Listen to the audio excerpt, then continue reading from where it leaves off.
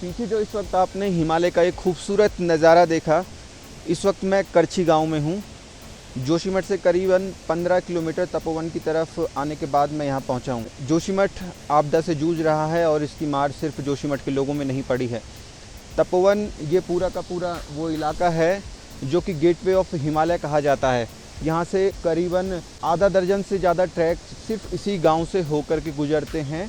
इस गांव के लोगों की आजीविका पर पे बहुत बुरा असर पड़ा है।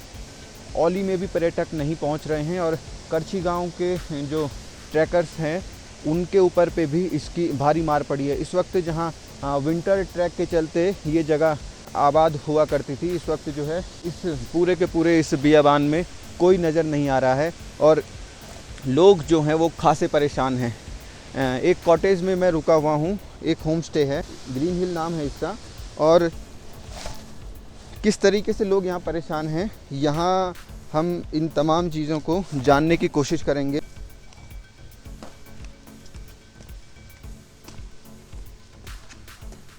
करछी गांव में हम पहुँचे हुए हैं और ठीक ऊपर की तरफ मैं आपको दिखाऊं तो ये कुंवारी पास का ये रास्ता है।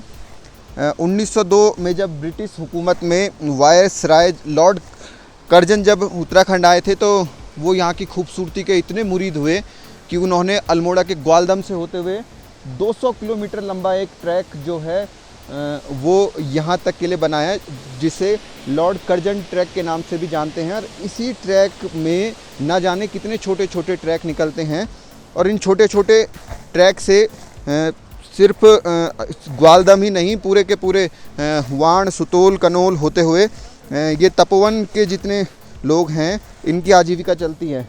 कई ट्रैकर से हम इस वक्त बात करेंगे, लेकिन उससे पहले हमारे साथ भाई साहब प्रकाश रावत जी हैं। नमस्कार। कैसे हैं? बढ़िया। आपदा आपके इलाके में आई हुई है, आप यहाँ से जो है पूर्व में यहाँ के ब्लॉक प्रमुख भी रहे हैं। किस तरीके का असर जो है इन इलाकों में पड़ा है? आपदा का असर तो आप देख ही रहे हैं कि निश्चित रूप से पड़ा है। ये जो सीज़न होता है हमारा विंटर सीज़न, और पिछले कुछ वर्षों से इस इलाके में विंटर टूरिज़्म काफ़ी तेज़ी से बढ़ा है। काफ़ी बर्फ़बारी, सीनिक ब्यूटी जो यहाँ पे है, इंफ्रास्ट्रक्चर जो डेवलपमेंट हो रहा है पर्यटकों के लिए यहाँ पे, उन सब कारणों से जो है काफ़ी टूरिज़्म यहाँ पे बढ़ा है। इस बार हालांकि आपदा थी, जोशीमठ शहर आप देख ही रहे हैं कि सिंक कर रहा है और लोग दुआ कर रहे थे कि बारिश ना आए ताकि सिंकिंग ज़्यादा ना हो, कम रहे। तो एक तरफ से तो वो ठीक है, लेकिन टूरिज़्म पॉइंट ऑफ व्यू से देखें अगर तो बर्फ़ न पड़ना ये निराशा। मेरा खुद जो है इस बार नवंबर दिसंबर में प्लानिंग ये बन रही थी कि मैं जनवरी के आसपास जो है कुंवारी पास ज़रूर जाऊंगा। मैं उसी गांव में जो है अनप्लान्ड तरीके से पहुंच भी चुका हूं। तो इस गांव से कुंवारी पास का रास्ता जाता है। हर कोई अभी इस आपदा के दौर में हर किसी को जो है जोशीमठ ही नज़र आ रहा है, लेकिन बहुत बड़ा जो ये इलाका है, लगभग कितने लोग इस इलाके में होंगे? मतलब अगर मैं डेंसिटी और इन तमाम उसके हिसाब से बात करूँ। ये जो जहाँ हम अभी हैं ये करछी ग्राम पंचायत है और इसमें 2 गांव हैं, करछी और तुगासी, और करीब 150 परिवार हैं। और आज की स्थिति ये है कि इन 150 में से मोर देन 100 परिवार टूरिज्म पे डेवलप हुए हैं, अपनी आजीविका कमा रहे हैं टूरिज्म से। इससे पहले जो है ये लोग सिर्फ जो है जो घरेलू उत्पाद हुआ करते थे, इन खेतों में जो है राजमा और मटर, आलू हाँ की खेती हुआ करती थी, लेकिन जो विंटर टूरिज्म के साथ साथ जो विंटर ट्रैकिंग भी हुई उससे बहुत फ़र्क पड़ा।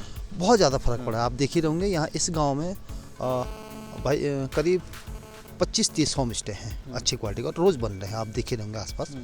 और हम सिर्फ यही कहते हैं, प्रमुख रहते हुए हमने यही कहा कि ये अनएक्सप्लोर्ड वैली थी, नीति वैली, और हमने ब्रांडिंग करके अनसीन नीति वैली ब्रांडिंग करी। खुद हमने देखा कि लॉर्ड कर्जन उस समय 1902 में आते हैं और वो 200 किलोमीटर लंबा एक ट्रैक बना देते हैं, लेकिन उसके बाद से हम सिर्फ उसी ट्रैक को भी संजोने में जो है नाकाम रहे हैं। बिल्कुल सच कह रहे हैं आप। मैं तो प्रमुख रहते हुए मैंने विभिन्न बैठकों में PWD से भी कहा है, क्योंकि आज जिन गाँव में सड़क पहुँच चुकी है वो कभी ना कभी वहाँ PWD या जिला पंचायत की सड़कें रहे हैं, पैदल मार्ग रहे हैं, खच्चर मार्ग हुआ, खच्चर मार्ग, पैदल मार्ग रहे हैं।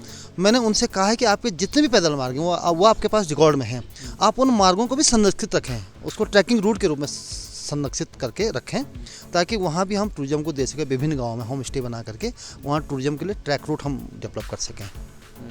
आप भी चलिए साथ में। कुछ ट्रैकर, पोर्टर, गाइड भी हमारे साथ हैं। नमस्कार भाई साहब, नाम क्या होगा? मेरा नाम जय सिंह रावत। आजकल जैसे आपदा में जो है विंटर ट्रैकिंग के लिए आ रहे हैं लोग यहाँ? विंटर ट्रैक के लिए तो आए पर लेकिन ये जोशीमठ के चक्कर में बहुत कम हो गया है इस विंटर के ट्रैक के लिए। लगभग कितने ट्रैक हैं जो आप यहाँ से करवाते हैं, छोटे मोटे सारे? ये तो हम अभी कुंवारी पास और पंगड़चूला के लिए है, यहाँ के लिए, और डियाली सेरा, ये तीन मेन ट्रैक हैं, अब बाकी छोटे मोटे बहुत हैं। जी जी जी जी।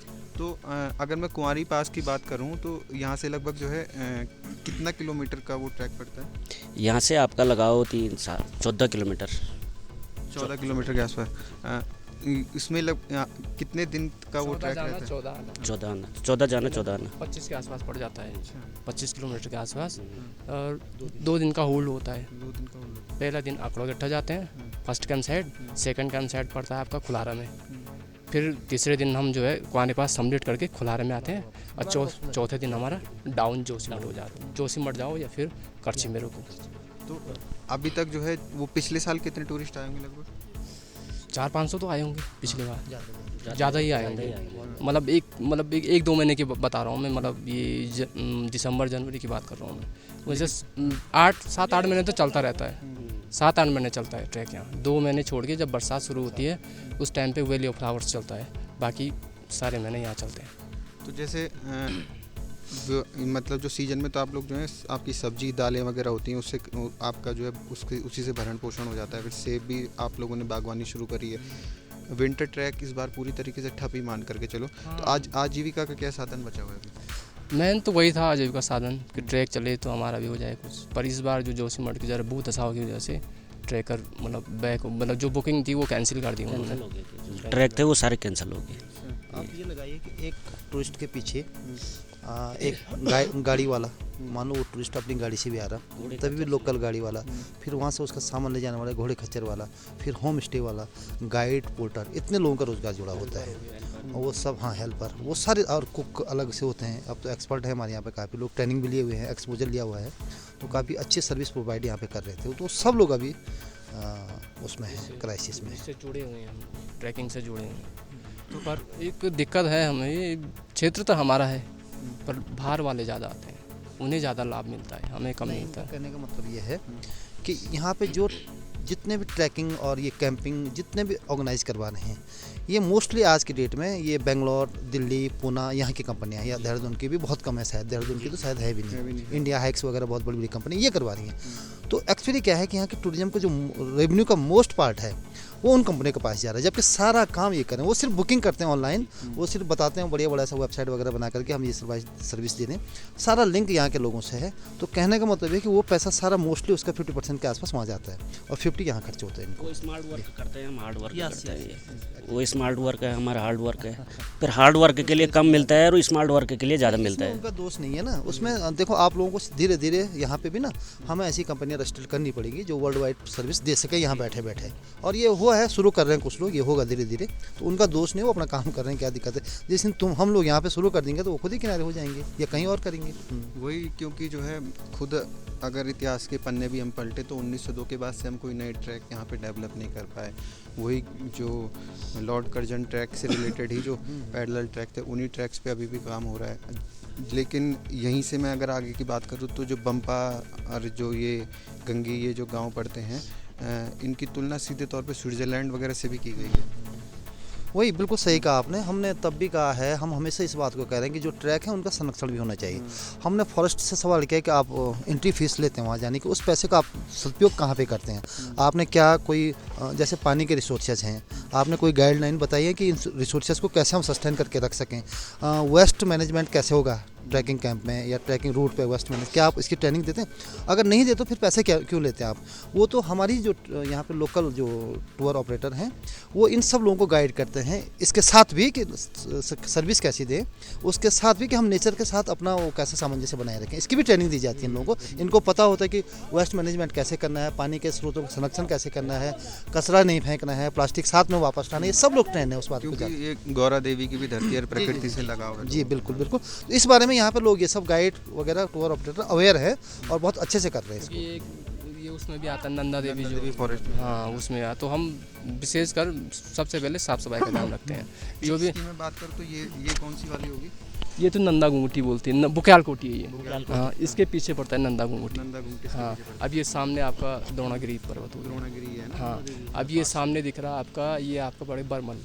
बरमल। हाँ अभी तो इतने ही पिक दे रहे हैं पर कुआरे पास से कम 32 पिक दिखते हैं। हाँ अब पंगर चूल्हा से दिखते हैं 40 के आसपास। द्रोणागिरी वही वाला है जहाँ ये सामने जी वही है हनुमान। हाँ जी ये मतलब अभी पूरा क्लियर नहीं दिख रहा हो, अगर क्लाउडी है अभी, पर जो कहते हैं हनुमान जी ले गए थे वो जरा पीछे की साइड है, मतलब जो पार्ट मेन टूटा वाला हुआ। जो पीछे है ये आगे वाला उसका पार्ट्स है इसका। द्रोणागिरी गांव भी इधर ही है। हाँ बोल उसी के मतलब नीचे डाउन में लगा लो आप, वो हाइट पे है पर डाउन में गांव पड़ता है। वो लोग तो 6 महीने ही रहते हैं ना। 6 महीने वहाँ रहते हैं और 6 महीने नीचे चले जाते हैं वो लोग। तो यहाँ से जो है सीजन में जो अभी तो ऊपर की तरफ जो बम्पा वगैरह के लिए जो है आजकल अलाउड नहीं होता जाना, तो सीजन में जो है सिर्फ ट्रैक के लिए आते लोग, या आप लोग उधर के लिए भी उन्हें एक्सपोज करते हैं? नहीं हम भी जाते हैं वहाँ ट्रैक पे। द्रोणागिरी और बागनी ग्लेशियर और नंदी कुंड वहाँ भी ट्रैक चलता है, अच्छा। तो हम भी जाते हैं वहाँ ट्रैक के लिए। तो यहाँ से जो है सीजन में यहाँ से नंदी कुंड के लिए भी ट्रैक यहीं से जाता है? हाँ यहीं से जाता है, मतलब मेन पॉइंट है जोशीमठ है समझ में। जोशीमठ इसीलिए जो है गेटवे ऑफ हिमालय मैंने इसे जो है शुरुआत में ही कहा था। आप देख रहे होंगे ना कि ये गाइड का काम करते हैं, तो आप इनकी जानकारी किस तरह देख रहे होंगे। तो यहाँ पे ऐसे लोग हैं, अभी एक जैसे एक लड़का और आ रहा है। मैं इंडिया में नॉर्थ ईस्ट के 2-3 स्टेट छोड़ करके लगभग पूरे इंडिया घूमा, और मैंने हर जगह वहाँ के लोकल टूरिज्म के पॉइंट ऑफ व्यू से चीज़ों को पढ़ने की कोशिश करी। उसके बाद मैंने ये देखा कि उस हिसाब से अगर हम देखें, मैं एग्जांपल दूँ अगर आपको, लाहौल स्पीति या कश्मीर का या लेह का, लद्दाख एरिया का, तो अगर हम देखें तो वहाँ तो बहुत सीमित चीज़ें हैं जो हम टूरिस्ट को जो अट्रैक्ट करते हैं। अगर लाहौल स्पीति की भी मैं अगर बात करूं, अगर हमारा चीन के तरफ से जो इस तरीके का तनाव नहीं होता, तो जो ये हमारा ये देवताल वाला इलाका है, ये पूरा का पूरा लाहौल स्पीति तो कहीं टिकता ही नहीं उसके सामने। वही मैं कह रहा हूँ, आप अभी नीति वैली आइएगा, आप उसको एक्सप्लोर करिएगा, देखिएगा, तो यहाँ पे ना हम बहुत कुछ देखो। पीक्स यहाँ पे हैं बहुत सारी, इतनी एक साथ कहीं नहीं मिलेगी आपको इंडिया में पीक्स। ट्रैकिंग रूट्स, वो तो ट्रैकर्स पैराडाइज कहा जाता है चमोली को, ठीक है ना। इतने ट्रैकिंग रूट आपको पूरे इंडिया में कहीं नहीं मिलेंगे, इसके टक्कर देने को सिर्फ सिक्किम में ट्रैकिंग रूट्स हैं सिर्फ है।